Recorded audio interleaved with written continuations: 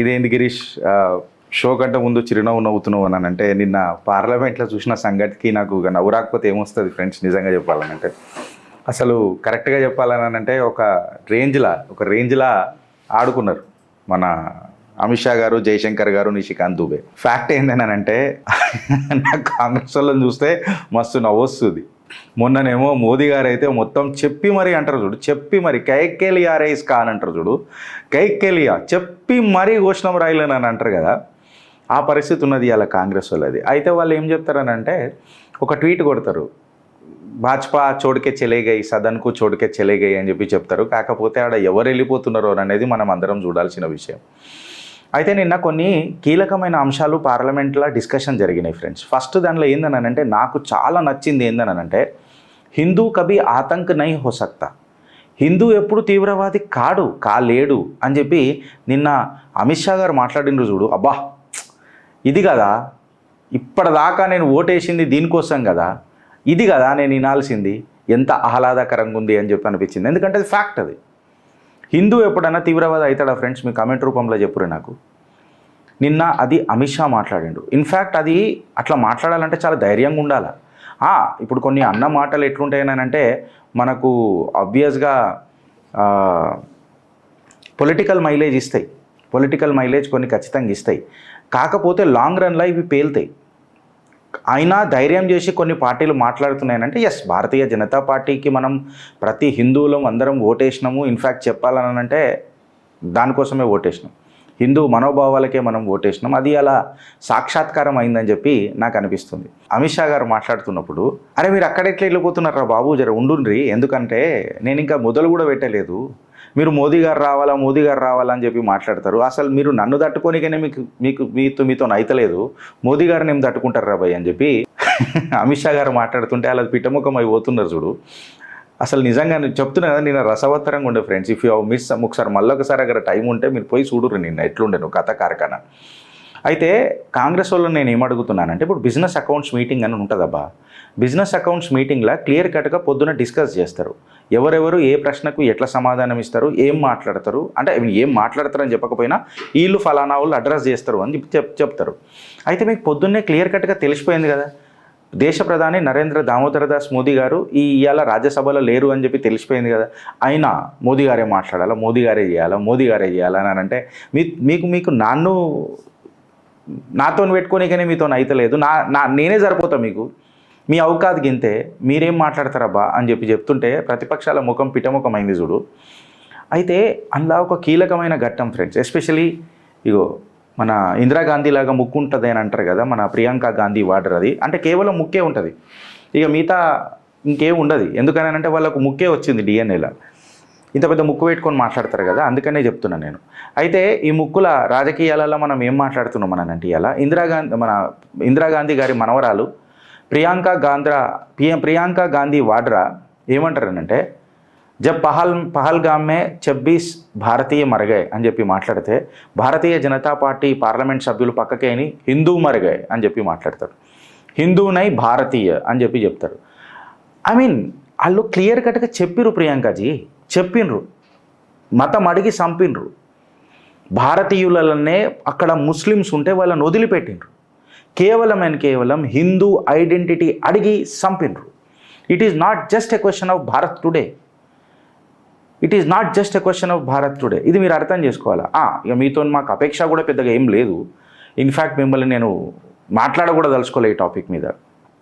దాని తర్వాత ఈమెకు వత్తాసు వలకనీకే జయా బచ్చన్ గారు వస్తారు, మళ్ళీ ఆమెని ఇక ఏమనాలా అని చెప్పి చెప్తున్నా. నాకు మహిళ అననే ఒక పదం అడ్డం వస్తున్నది అంతే, లేకపోతే నిన్ను అసలు ఏం మాట్లాడాలా. నేను ఇలా ఫస్ట్ టైం నిన్ను అని అంటున్నా జయా బచ్చన్ని, మహిళ అననే తత్వం కూడా నేను మర్చిపోతా. 2 కేసులు బుక్ అయితే వచ్చిన బొంగులది. అయితే ఏమవుతారు అసలు ఏం మనిషిరా ఈమె? నేను ఒక మాట అడుగుతున్నా. జయా బచ్చన్ అనేది మీరు ఆపరేషన్ సింధూర్ అని ఎందుకు పెట్టిండ్రు? ఆడ మొగుళ్ళను కోల్పోయినరు అంటే ఆపరేషన్ విధ్వా పెట్టాలా మళ్ళా? అసలు ఏం మనిషివి నువ్వు? ఏదో పెద్ద చాలా కూల్ అని అనుకుంటావు, నువ్వు మొగుడు బతుకున్నా కానీ సింధూరు పెట్టవు, మళ్ళీ నిన్నేమనాలా? కూల్ టైప్స్ ఆఫ్ ఉమెన్ అని అనాలా నిన్ను? అరే ఎవరైతే మనిషి అఫిడవిట్లో నా భర్త అమితాబ్ బచ్చన్ అని చెప్పి రాసిండ్రో ఆమెను జయా బచ్చన్ అని అంటే ఆమెకు బగబగ కాలుతుందా? సిగ్గుశరం ఉండాలా? అసలు నన్ను అడిగితే ప్రియాంక చతుర్వేది పక్కకే కూర్చొని ఉన్నది, ఆమె నవ్వుతున్నది మేము మాట్లాడుతుంటే.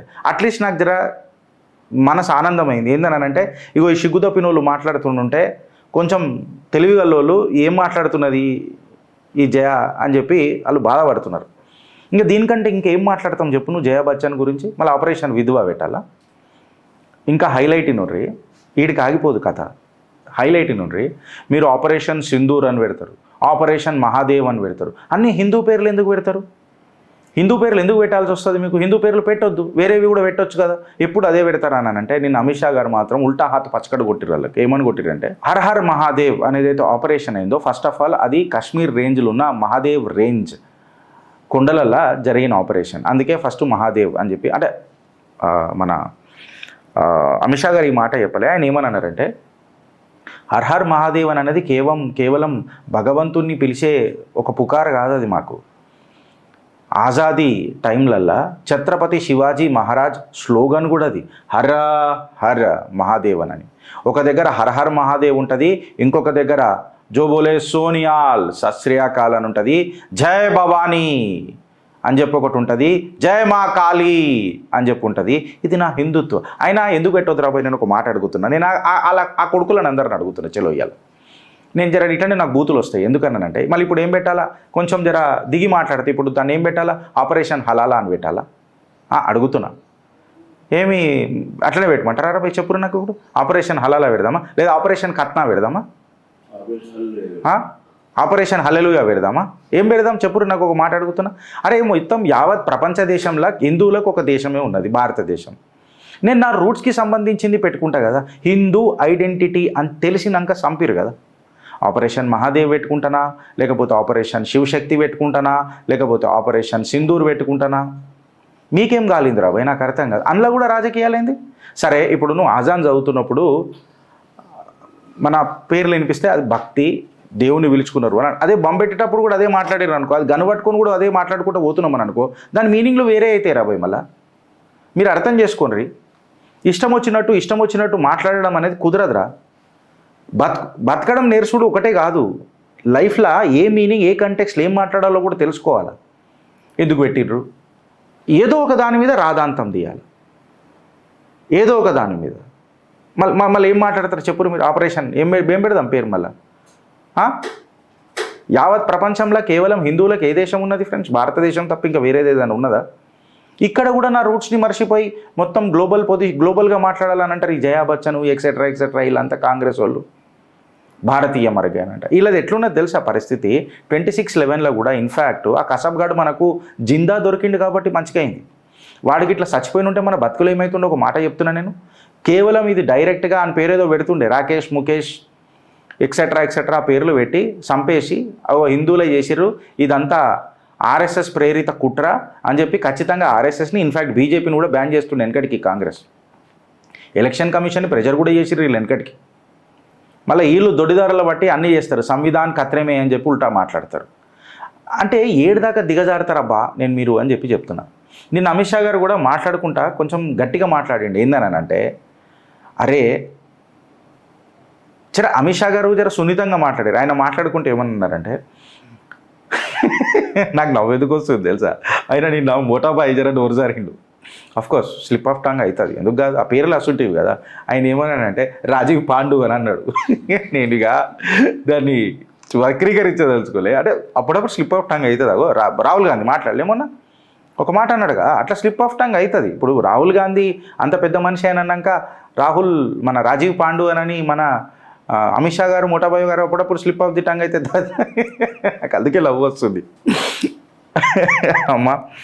అంటే నాకు ఎందుకు నవ్వు వస్తుందనంటే ఈ కాంగ్రెస్ పార్టీ ఫ్రెండ్స్ ఒకసారి మీరు అర్థం చేసుకోండి. దేశ స్వాతంత్రం వచ్చే కంటే ముందే, ఆ సంతోషం మనకు దక్కే కంటే ముందే దేశాన్ని విడగొట్టింది. ఎందుకు ఇలా ముత్తాత ప్రైమ్ మినిస్టర్ కానీ ఇంత హీన చరిత్ర వీళ్ళది, ఇంత హీన చరిత్ర. అది వేరే విషయం.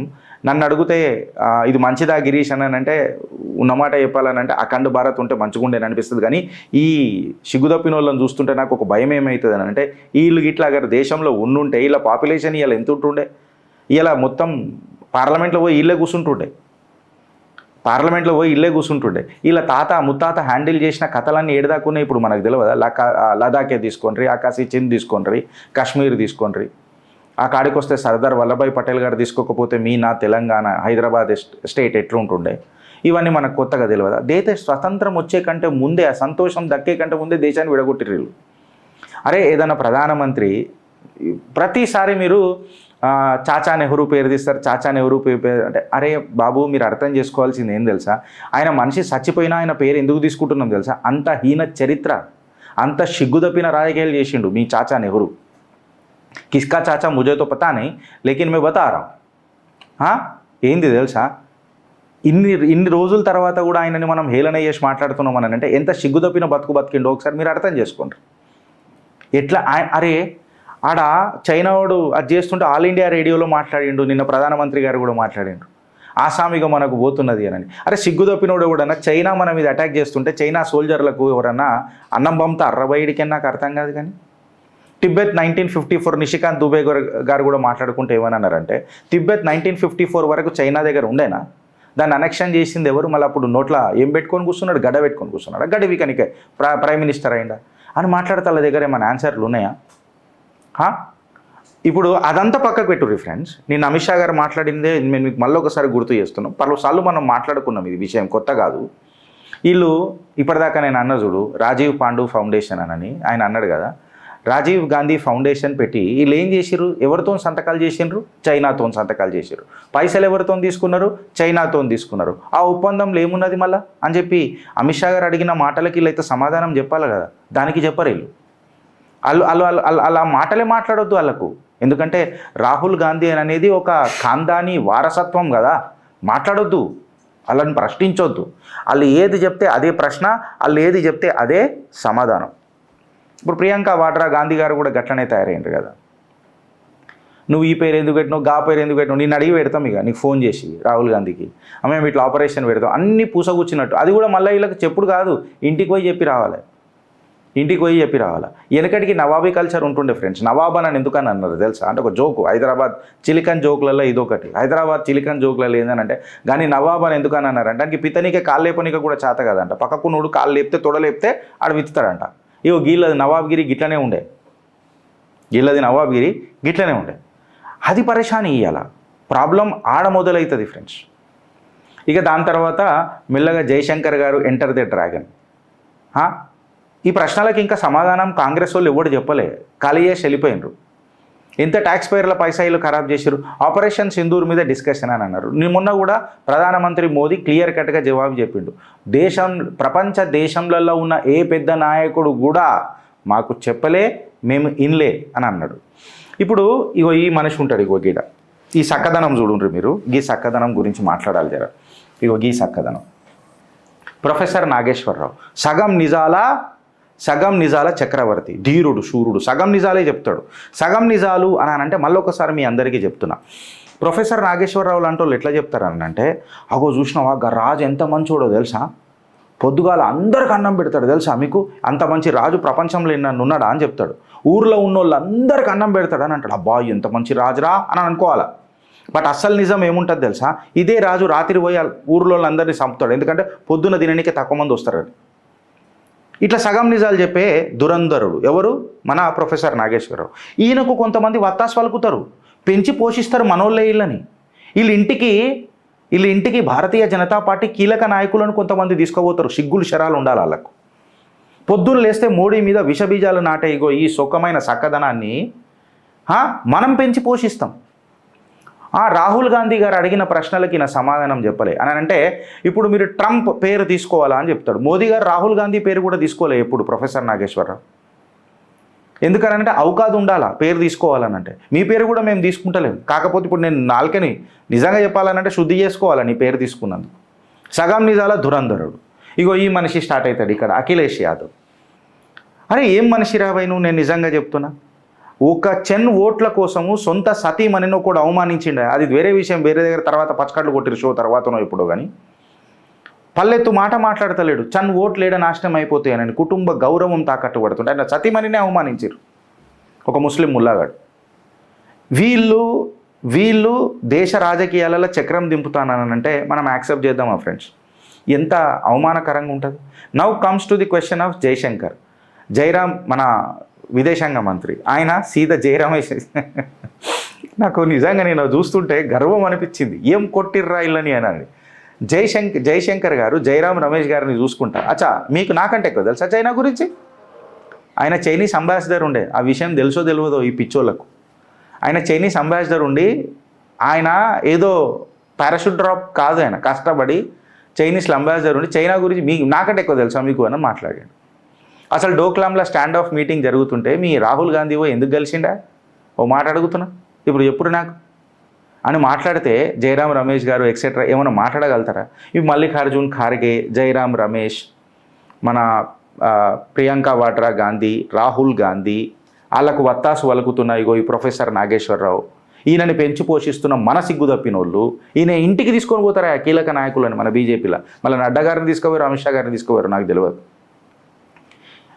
మీరు అర్థం చేసుకో, పొద్దుగాల లేస్తే విషం చిందుతాడు, పొద్దుగాల లేస్తే విషం చిందుతాడు. ఆ ఏబిఎన్ పేపర్ కూడా అంతే, పొద్దుగాల లేచినప్పటి నుంచి మొన్న ఏదో క్షమాపణ కూడా చెప్పారు ఏదో ఛానల్, ఏబిఎన్ ఛానల్లో, వెంకటరెడ్డి పేరు ఏదో ఉన్నది, నేను ట్రంప్ అని పోయి మోదీ అని అనేసిన ఐఎమ్ సారీ అని. అంటే వీళ్ళకు ఎంతసేపు నెగటివిటీ మన భారతీయ జనతా పార్టీ కాషాయ పార్టీ మీదనే ఉంటుంది. వీళ్ళని మళ్ళీ పెంచి పోషిస్తాం, వీళ్ళని కాపాడడానికి మన దగ్గర ఉన్న కొంతమంది నాయకులు వత్తాసు వాళ్ళకి మాట్లాడుతూ ఉంటారు. దాన్ని మనం ఏదైనా మాట్లాడినాం అనుకో, మీకు పొద్దు ద్వారా ఆయన పేరుది అని అన్నాడు, పీక్ కట్టలు కట్టనికే దరిద్రం అవుతుంది పొద్దున పేర్లు తీసుకుంటే మాకు. కాకపోతే ప్రజలకు తెలియాలా ఎసుంటోళ్ళని మనం పెంచి పోషిస్తున్నాము అని. ఫ్యాక్ట్ అది ఫ్రెండ్స్, మీరు అర్థం చేసుకోండి. ఇక నిషికాంత్ దూబే వచ్చిన తర్వాత టిబ్బెత్ మీద ఉతుకుతుంటే వీళ్ళు ఏమైనా మాట్లాడగలిగినరా? మీరు అర్థం చేసుకోరు ఫ్రెండ్స్. అండ్ మోర్ ఓవర్, ఇది భారత్లో భారతీయతనే కనబడుతుంది, కనపడాల. వెనకటికి అక్బరుద్దీన్ ఓవైసీ ఒక మాట అన్నాడు, वो कोई बाबा है वो उधर का, वो इत्तेफाक से चीफ मिनिस्टर बन गया है, वो क्या कपड़े पहनता है, मनुष्य कपड़े पहनता है वो, अरे एक मरतबा हैदराबाद आओ हम भी दिखा देंगे आपको, 15 मिनट याद है ना आपको అని అన్నాడు. వచ్చిండు హైదరాబాద్కి, ఒకసారి హైదరాబాద్కి నిలబడ్డాడు. कोई किसी ने कहा था मैं यहाँ पे खड़ा हूँ, कौन मक्को अभी कोई మైకలాల్ यहाँ से बात नहीं कर रहा అని చెప్పి మాట్లాడాడు. ఆ వస్త్రానికి ఉన్న ధైర్యం అది, ఆ కాషాయ వస్త్రానికి ఉన్న ధైర్యం అది, దమ్మది. దాని మీద పేరు పెట్టుకొని కొంతమంది రాజకీయాలు చేస్తే కాదు. మనసా వాచా కర్మన కట్టర్.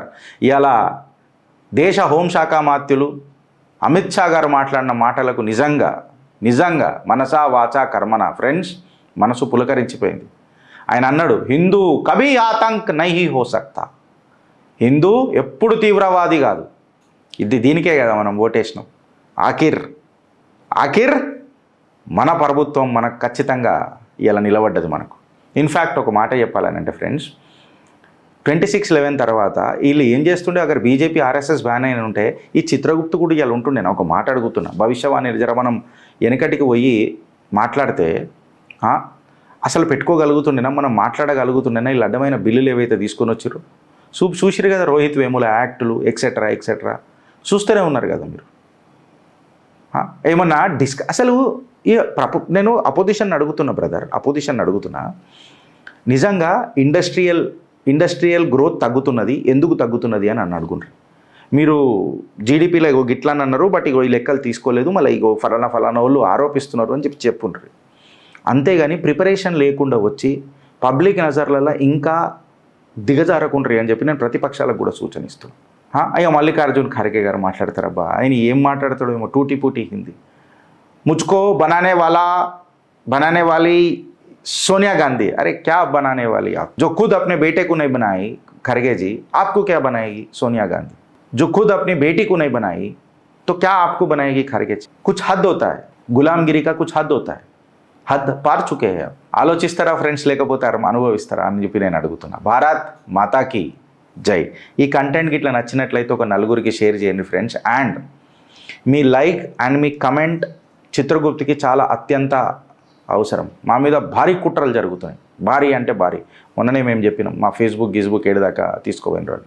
సో మీ లైక్, మీ కమెంట్, ఈ చిత్రగుప్త్ నడవాలన్నా, మేము ఉండాలన్నా, రోజు పొద్దున మనం మాట్లాడుకోవాలన్నా మీ లైక్ అండ్ కమెంట్ ఖచ్చితంగా ఉండాలి. మీ అభిప్రాయం మాకు ఖచ్చితంగా ఉండాలి. అండ్ కంటెంట్ నచ్చితే ఒక నలుగురికి మీరు షేర్ చేయాలి. అండ్ ఏదైతే మేము యజ్ఞం పెట్టుకొని పోతున్నామో 5 lakh సబ్స్క్రైబర్స్ మీ ఆదరణతో, దాన్ని ఖచ్చితంగా మీరు ఆశీర్వదిస్తారని కోరుతూ, భారత్ మాతాకి జై.